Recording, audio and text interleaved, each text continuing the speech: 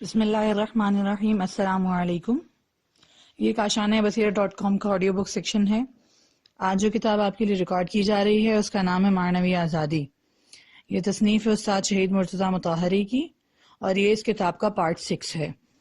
بسم اللہ الرحمن الرحیم۔ غیب پر ایمان۔ اعوذ باللہ من الشیطان الرجیم۔ بسم اللہ الرحمن الرحیم۔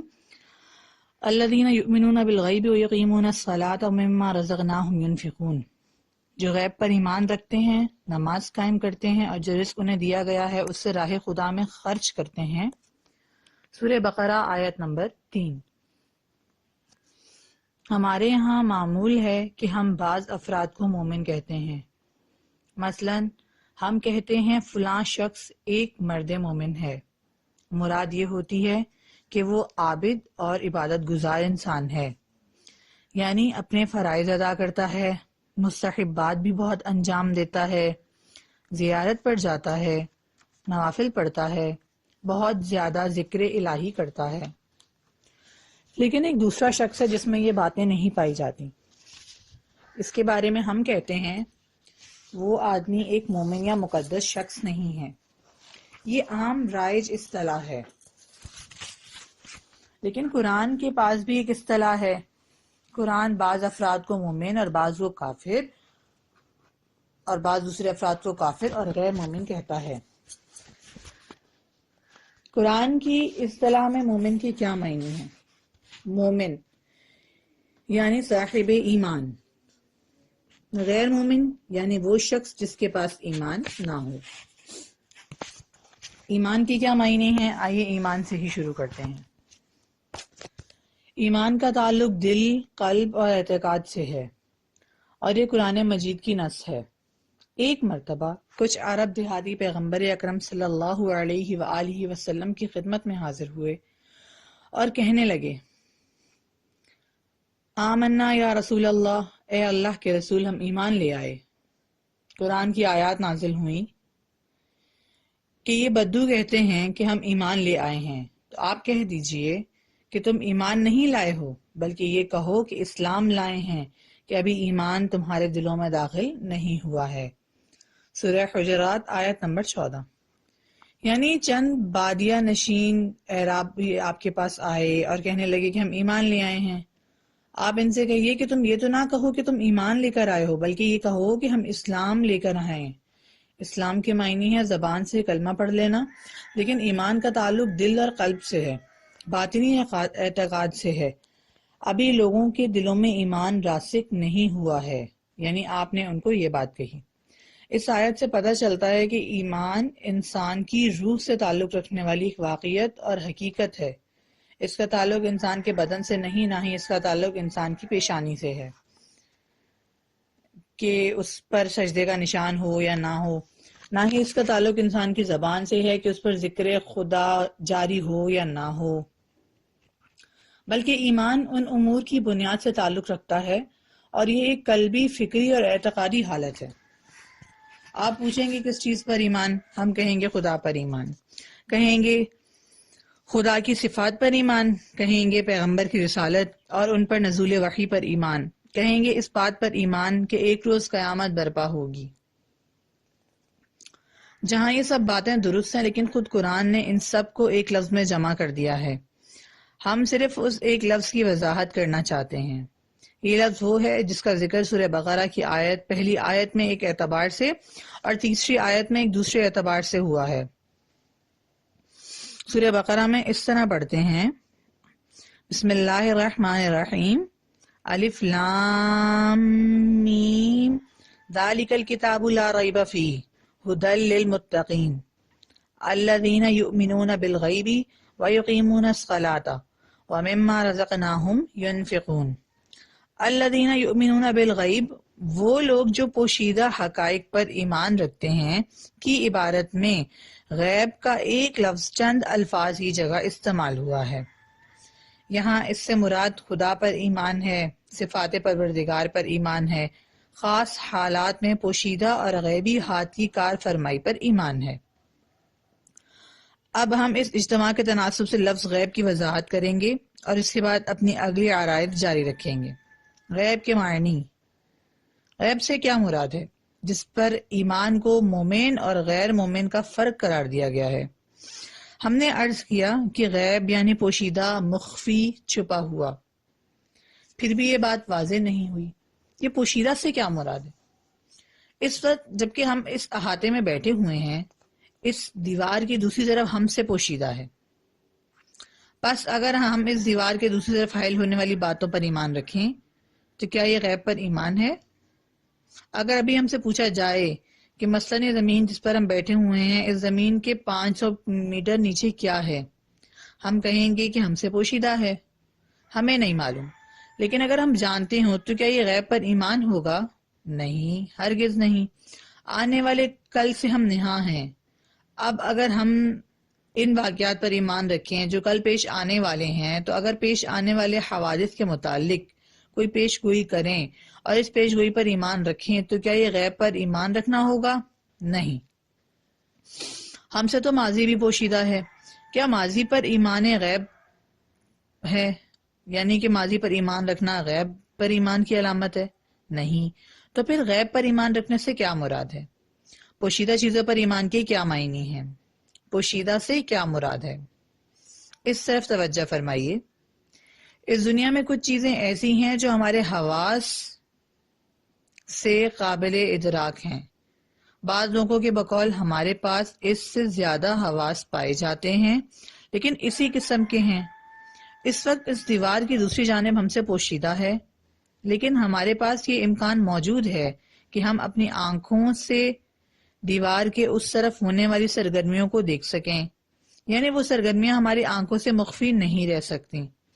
ہماری آنکھیں انہیں دیکھنے پر قادر ہیں، ہمارے کان انہیں سننے پر قادر ہیں، یا وہ چیزیں جنہیں ہمارے ذائقے کی حس چکھنے پر قادر ہے، یا چھونے کی حس انہیں چھونے پر قادر ہے، انہیں شہادت کہتے ہیں۔ یعنی وہ چیزیں جنہیں انسان اپنے ظاہری بدن سے جنہیں انسان اپنے ظاہری بدن سے درک کر سکتا ہے۔ ہمارے پاس کچھ کھلے اور آشکارا ادراکات ہیں۔ الف دال رے الف کاف تے، کاف الف تے، ادراکات جن کے ذرائع ہمارے ظاہری بدن میں رکھے گئے ہیں، اور اس حد تک یہ حیوانات میں بھی پائے جاتے ہیں۔ یعنی جو حواس ہمارے پاس ہیں وہ حیوانات میں بھی ہیں، اور کچھ مقامات پر ان میں سے بعض حواس میں حیوانات ہم سے زیادہ طاقتور اور مضبوط ہیں۔ بہت سے حیوانات کی آنکھیں انسان کی آنکھوں سے زیادہ تیز ہیں۔ بہت سے حیوانات کے کان، مثلاً کتے کے کان انسان کے کانوں سے زیادہ حساس ہیں۔ بہت سے حیوانوں کی سونگنے کی حس، جن میں چونٹی بھی شامل ہے، یہی کمزور سی چونٹی، اس کی سونگنے کی حس غیر معمولی طور پر حساس ہے۔ اگر آپ ایک برتن میں گوشت رکھ کر اسے کمرے میں موجود تاک پر رکھ دیں، اگر آپ کی آنکھ اسے نہ دیکھے تو کمرے میں داخل ہوتے ہی آپ اپنی سونگنے کی طاقت کے ذریعے نہیں جان سکتے کہ یہاں اس کمرے میں اس وقت کچھ گوشت موجود ہے، لیکن چیونٹی اپنی سونگنے کی حس کے ذریعے بہت اچھی طرح سے اسے جان لیتی ہے اور درک کرتی ہے۔ اسے کہتے ہیں حواس۔ جو چیزیں جنہیں انسان اپنے حواس کے ذریعے درک کر سکتا ہے، کہا جاتا ہے وہ غیب میں شامل نہیں ہیں، آشکارا ہیں۔ بعض حوادث کو ہم انہی حواس کے ذریعے درک کر لیتے ہیں۔ دال رے کاف، درک، یعنی جو صورت کل پیدا ہوگی اسے میں کل اپنی آنکھوں سے دیکھ سکتا ہوں۔ وہ آواز جو کل بلند ہوگی میں اسے اپنے کانوں سے سن سکتا ہوں۔ وہ کھانا جو کل پکے گا میں اسے اپنی زبان سے چکھ سکتا ہوں۔ بس یہ غیب نہیں ہے، قرآن اصطلاح میں شہادت ہے۔ تو پھر غیب کیا ہے؟ غیب یہ ہے کہ انسان کو اس بات کا اقرار اور اعتراف ہو کہ کائنات میں کچھ ایسے حقائق اور سچائیاں ہیں جنہیں میں اپنے بدن کے اس ظاہر یعنی اپنی حواس کے ذریعے درک نہیں کر سکتا، چاہے وہ حقائق اور سچائیاں میرے سامنے موجود بھی ہوں۔ میری آنکھ، میرے کان، میری زبان، میرے چھونے اور سونگھنے کی حس ان کے ادراک کی قدرت نہیں رکھتے. یعنی میں خود اپنے بارے میں فیصلہ دوں کہ میرے پاس موجود یہ حواس جو مجھے اپنے سے باہر کی دنیا سے تعلق کے لیے دیے گئے ہیں انتہائی محدود ذرائع ہیں. بتائیے مجھے یہ آنکھیں کیوں دی گئی ہیں؟ اس لیے کہ جب میں اس دنیا کے ساتھ رنگوں اور شکلوں کے ذریعے تعلق پیدا کرنا چاہوں تو ان سے کام لے سکوں، اپنا راستہ ڈھونڈ سکوں. بس اسی مقصد کے لیے مجھے کان کیوں دیے گئے ہیں؟ اس لیے کہ صوتی اموات کے نام سے کچھ موجیں ہیں جن کا ادراک کانوں کے ذریعے ہوتا ہے. لہذا جب میں چاہتا ہوں کہ اس دنیا میں اپنے روزمرہ کام انجام دوں تو میرے پاس کان ہونے چاہیے. یہی معاملہ دوسرے حواس کا بھی ہے. لیکن کیا میرے پاس موجود یہ حواس میرے لیے وہ ذرائع ہیں جن کے توسط سے میں کائنات میں موجود ہر شے کو درک کر سکتا ہوں؟ یہاں تک کہ اگر میں کسی چیز کو اپنے حواس سے درک نہ کروں تو اس کے وجود کو قبول نہ کروں؟ نہیں، یہ غلط فہمی ہے. بلکہ وہ سب سے بڑی غلط فہمی ہے جس کا انسان اپنی زندگی میں مرتکب ہوتا ہے اور اسے عملی شکل و صورت بھی دے دیتا ہے. یہی وجہ ہے جس کی بنا پر وہ سمجھتا ہے کہ جو حواس اسے اس دنیا اور اس طبیعت میں دیے گئے ہیں یہ اس لیے ہیں کہ اس دنیا میں جو کچھ بھی ہے وہ اسے انہی حواس کے ذریعے دریافت کرے. یہاں تک کہ اگر کوئی چیز ان حواس کے ذریعے درک نہ کر سکے تو اس کا انکار کرے اور کہے کہ اس کا کوئی وجود نہیں، کیونکہ اگر وہ چیز ہوتی تو میں اسے اپنے ہاتھوں سے چھو سکتا، آنکھوں سے دیکھ سکتا، یا اپنے کانوں سے اسے سن سکتا، یا اپنی زبان سے اسے چکھ ہی لیتا. یہ تمام چیزیں جن پر انسان کو ایمان رکھنا چاہیے انہیں قرآن مجید نے لفظ غیب کے ذریعے بیان کیا ہے. غیب پر ایمان یعنی اس بات پر ایمان کے کچھ حقائق اور سچائیاں ایسی ہیں جو میرے حواس کے دائرے سے باہر ہیں، بس میں کس چیز کے ذریعے ان کے وجود کو قبول کروں؟ اس سلسلے میں انسان کو ایک اور راستہ دکھایا گیا ہے. کچھ دلائل انسان کو فراہم کیے گئے ہیں جن کے ذریعے وہ غیب کو قبول کر سکتا ہے.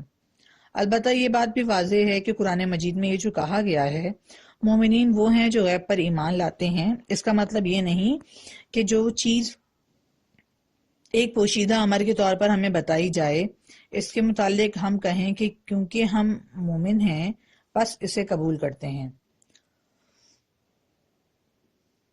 مثلا فلاں عامل آتا ہے اور کہتا ہے میرے پاس جنون کا ایک لشکر ہے، میرے پاس جنوں کا ایک لشکر ہے جس میں فلاں فلاں خصوصیات ہیں اور وہ فلاں فلاں کام کر سکتا ہے، اور اس کی یہ باتیں سن کر ہم کہیں الذین یؤمنون بالغیب، کیونکہ ہم سے غیب پر ایمان رکھنے کو کہا گیا ہے لہٰذا ہمیں اس عامل کے دعوے پر بھی ایمان رکھنا چاہیے. وہ غیب کیا ہے جس پر ایمان رکھنا چاہیے؟ قرآن مجید کے دوسرے مقامات اور قرآن کے علاوہ بھی دوسرے مصادر میں اس کی وضاحت کی گئی ہے. ہم نے یہ نہیں کہا کہ غیب کی صورت میں بھی جو دعویٰ کیا جائے اس پر ایمان لایا جائے، بلکہ ہمیں غیب کا منکر نہیں ہونا چاہیے، پوشیدہ حقائق کو مسترد کرنے والا نہیں ہونا چاہیے. غیب پر ایمان لانے کا راستہ.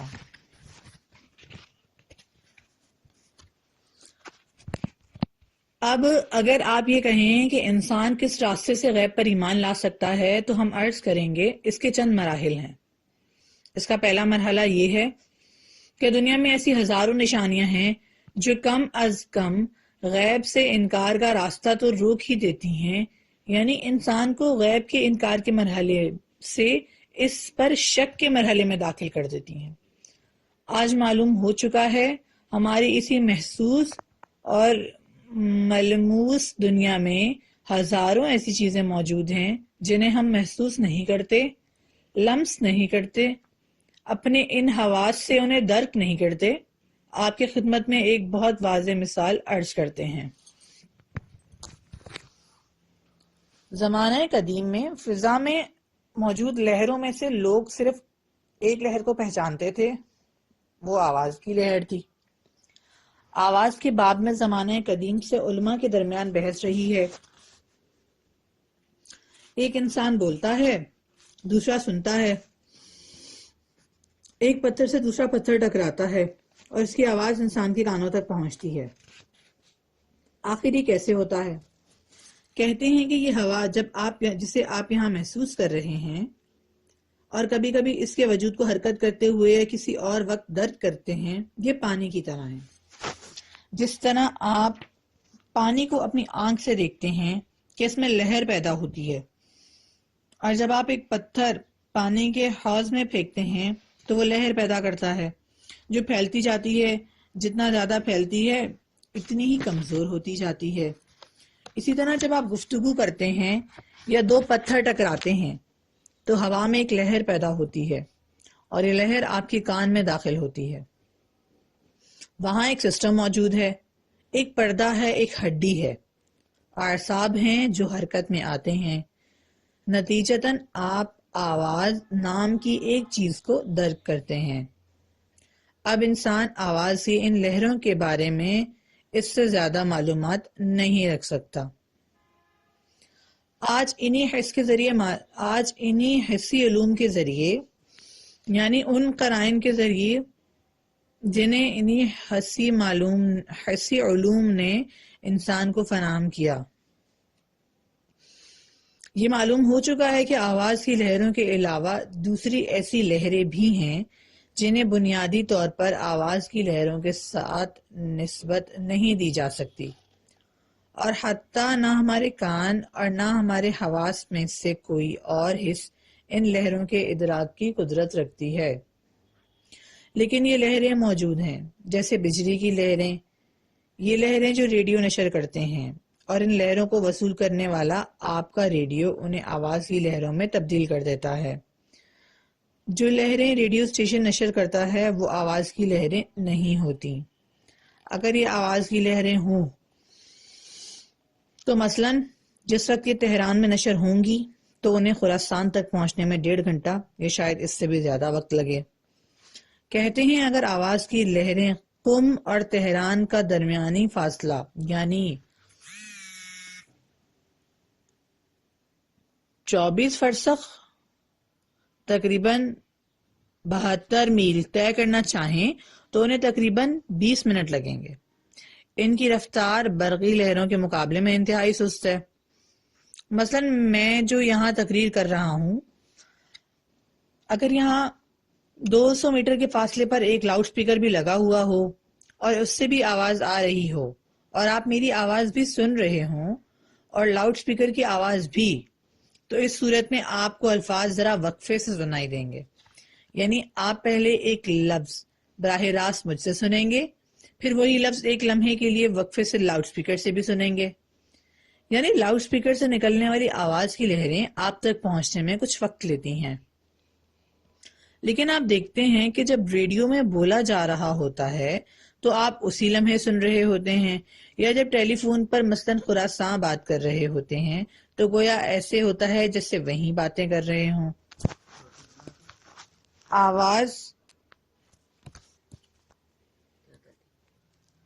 آواز برقی لہروں کی صورت میں خواہ تاروں کے ذریعے ہو یا بغیر تاروں کے اتنی تیز رفتار سے خراسان جاتی ہیں اور پھر اسی تیز رفتار سے یہاں واپس آ جاتی ہیں۔ مشہور کہاوت ہے، کہتے ہیں برطانیہ کے مشہور گھڑیال کی آواز کو خود اس چوک جس پر یہ گھڑیال نصب ہے پر کھڑے لوگوں کی نسبت دنیا کے دوسرے سرے پر رہنے والے لوگ جلد سن لیتے ہیں۔ یعنی اگر آپ یہاں برطانوی ریڈیو ملائیں تو اس گھڑیال کی آواز ان لوگوں سے پہلے سن لیں گے جو اس وقت برطانیہ میں اسی چوک پر موجود ہوں گے۔ کیوں؟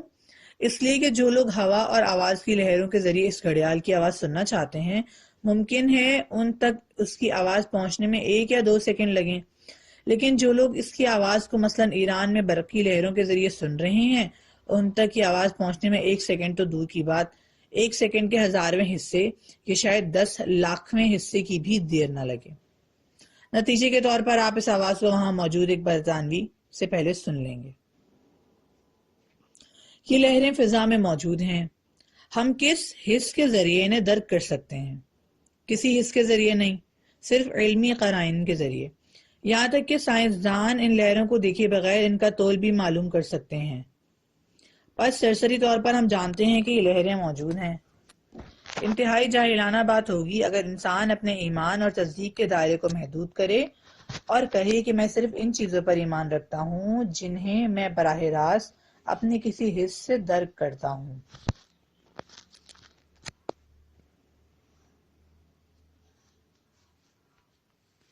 غیب پر ایمان کے معنی۔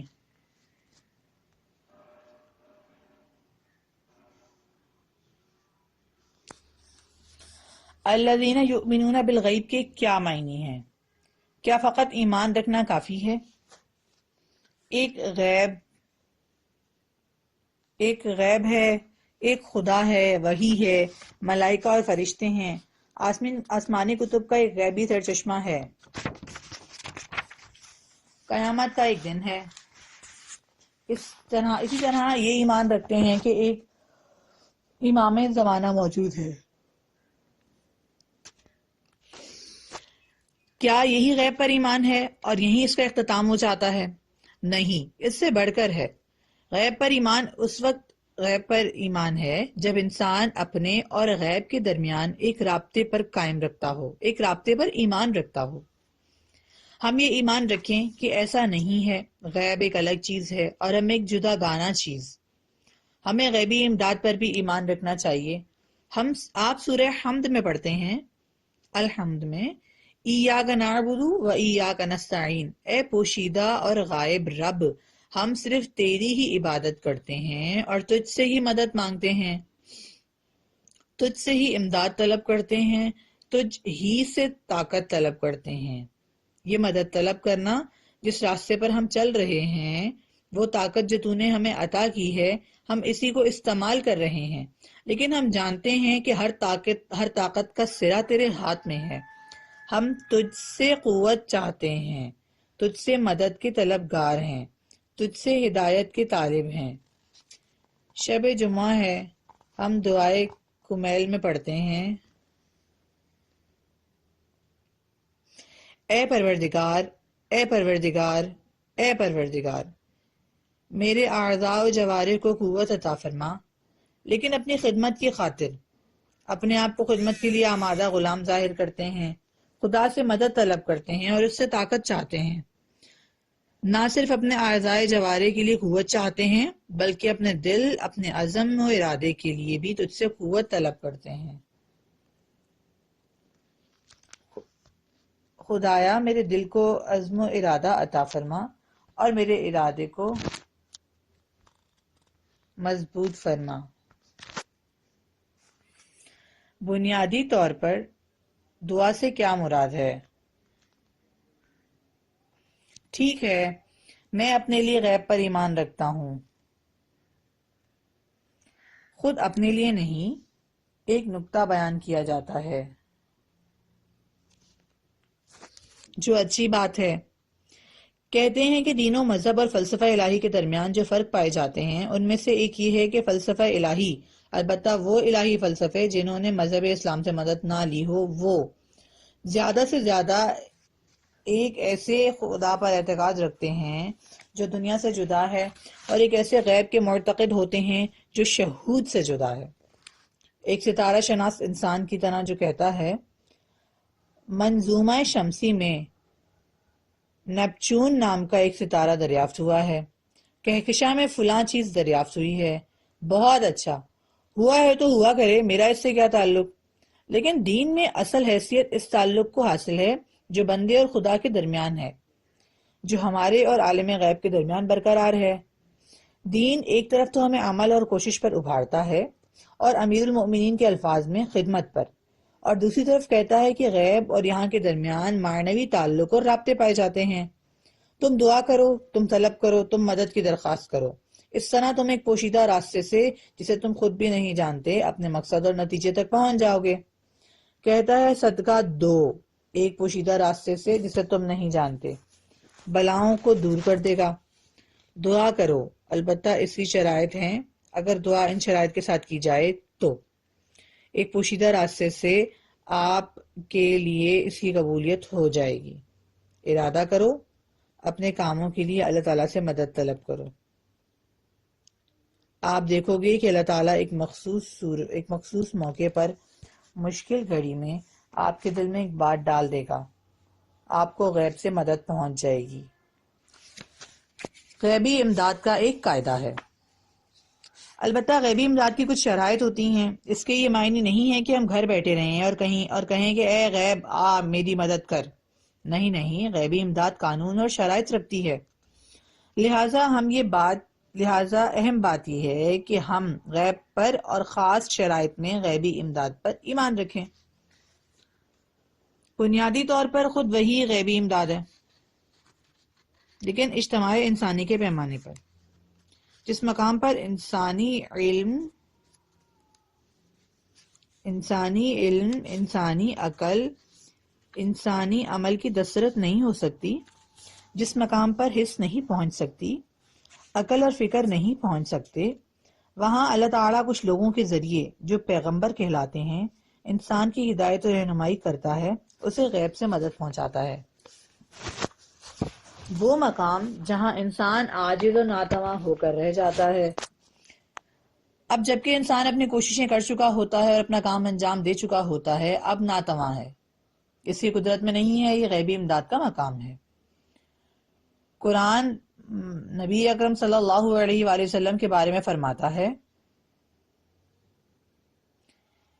اے لوگو، اللہ کی اس نعمت کو فراموش نہ کرو کہ تم لوگ، تم انسان، نہ صرف تم عرب بلکہ تمام انسان ایک انتہائی خطرناک گھاٹی کے کنارے پہنچ چکے تھے اور ان قریب یقینی طور پر گرنے والے تھے کہ ایسے میں اللہ نے اس پیغمبر کے ذریعے تمہیں نجات دی، تمہیں آزادی دی، تمہاری گلو خلاصی کی۔ سورہ آل عمران آیت نمبر 103۔ یہ غیبی امداد ہے اور انسان کی انفرادی اور اجتماعی زندگی کے لیے یہ ایمان انتہائی مفید اور محافظ ہے۔ ہمیں نہیں معلوم آپ کا سامنا ایسے لوگوں سے ہوا بھی ہے یا نہیں۔ میرا سامنا ہوا ہے، اور اپنی ذاتی زندگی میں بھی ایسے تجربات مجھے ہوئے ہیں کہ بسا اوقات انسان اس طرح محسوس کرنے لگتا ہے کہ اگر وہ اس راستے پر چلے جسے اللہ نے اس کے لیے معین کیا ہے، تو اس کی عقل و فہم اور فکر سے بالا تر کچھ تائیدیں، کچھ غیبی اور خفیہ حمایتیں ہیں جو اس کے لیے کام کر رہی ہیں۔ اس قسم کا ایمان کس قدر انسان کی حفاظت کرتا ہے اور انسانی زندگی کے لیے کتنا مفید ہے۔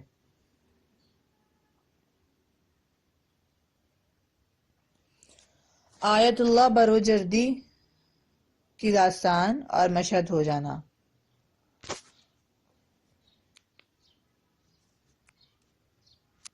ایک واقعہ ابھی مجھے یاد آیا ہے، اگر اسے نہ سناؤں تو افسوس رہے گا۔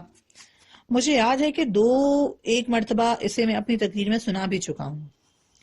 یہ قصہ آیت اللہ بروجردی علی اللہ مقامہ سے تعلق رکھتا ہے۔ بروجردی، بے رے واؤ جیم رے دال چھوٹی ہے، بروجردی۔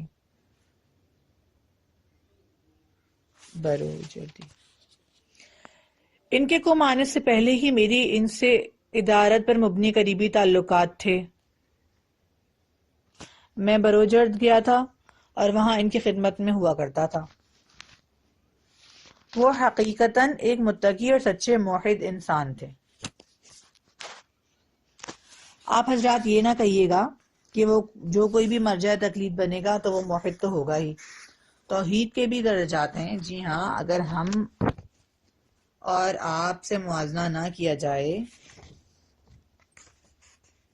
تو مراجع تقلید ہماری اور آپ کی توحید سے کہیں زیادہ بلند درجے پر توحید کے حامل ہوتے ہیں۔ لیکن جب میں موحد کہتا ہوں تو ایک بہت عالی درجے کے بارے میں کہہ رہا ہوتا ہوں۔ وہ ایسے شخص سے جو اپنی زندگی میں توحید کو لمس کرتے تھے، انہیں خدا کی مدد، حمایت پر عجیب انداز کا بھروسہ اور اعتماد تھا۔ قم آمد کا ان کا پہلا سال تھا۔ وہ مشہد جانے کا ارادہ رکھتے تھے، شاید انہوں نے منت سی بھی مانی ہوئی تھی۔ جب وہ بیمار ہوئے تھے، وہ مشہور بیماری جس میں آپریشن کی ضرورت پیش آئی تھی اور انہیں بروجرد سے تہران لا کر آپریشن کیا گیا تھا، اور بعد میں علماء قم کی درخواست پر وہ قم تشریف لے گئے، انہوں نے دل میں نظر کی ہوئی تھی کہ اگر خدا انہیں شفایت عنایت فرمائے تو امام رضا علیہ السلام کی زیارت کے لیے جائیں گے۔ 6 ماہ قم رہنے کے بعد گرمیاں آ گئیں تو انہوں نے مشہد جانے کا فیصلہ کیا۔ ایک دن انہوں نے اپنے دوستوں اور اصطلاحاً اپنے اصحاب سے ذکر کیا کہ میں مشہد جانا چاہتا ہوں، آپ میں سے جو کوئی بھی میرے ساتھ چلنا چاہتا ہے بتا دے۔ اصحاب نے کہا ٹھیک ہے، ہم آپ سے عرض کر دیں گے۔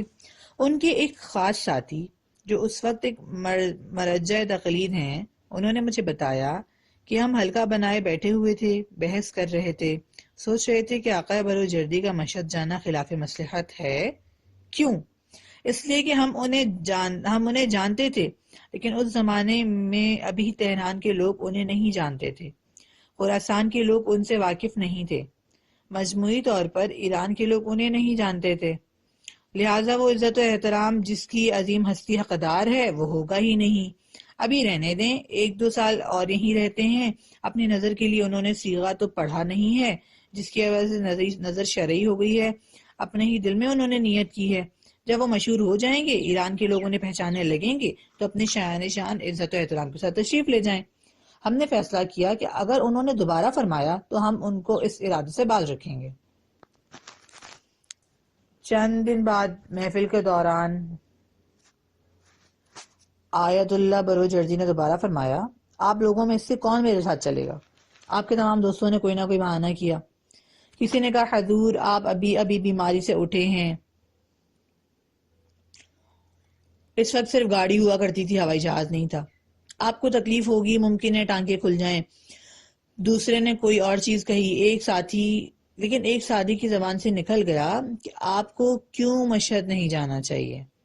انہوں نے کوئی ایسا جملہ کہہ دیا جس سے وہ سمجھ رہے ہوں کہ یہ لوگ جو کہہ رہے ہیں کہ میں مشہد نہ جاؤں، اس کی وجہ یہ ہے کہ وہ کہتے ہیں کہ ابھی ایران کے لوگ آپ کو پہچانتے نہیں ہیں، اور جس عزت و احترام کے حقدار آپ ہیں وہ وہاں پر ہوگا ہی نہیں۔ ان صاحب نے مجھے بتایا کہ جیسے ہی آقا بروجردی نے جملہ سنا، لرز اٹھے۔ ان کی عمر اس وقت 70 سال تھی۔ کہنے لگے میں نے اللہ سے 70 برس کی عمر پائی ہے، اس مدت میں اللہ نے مجھ پر بہت سے فضل کیے ہیں، اور ان میں سے کوئی ایک فضل بھی میری تدبیر سے نہیں بلکہ تقدیر سے ہوا ہے۔ میں ہمیشہ اس فکر میں رہتا تھا کہ میں دیکھوں خدا کی راہ میں میری ذمہ داری اور فریضہ کیا ہے، کبھی بھی اس بات کی فکر نہیں کہ میں جس راستے پر چل رہا ہوں اس پر چلتے ہوئے ترقی کروں گا یا تنزلی، میری شخصیت اونچی ہوگی یا نہیں۔ میری سوچ ہمیشہ یہ تھی کہ اپنی ذمہ داری ادا کروں، اور آگے جو بھی ہو تقدیر الہی پر ہے۔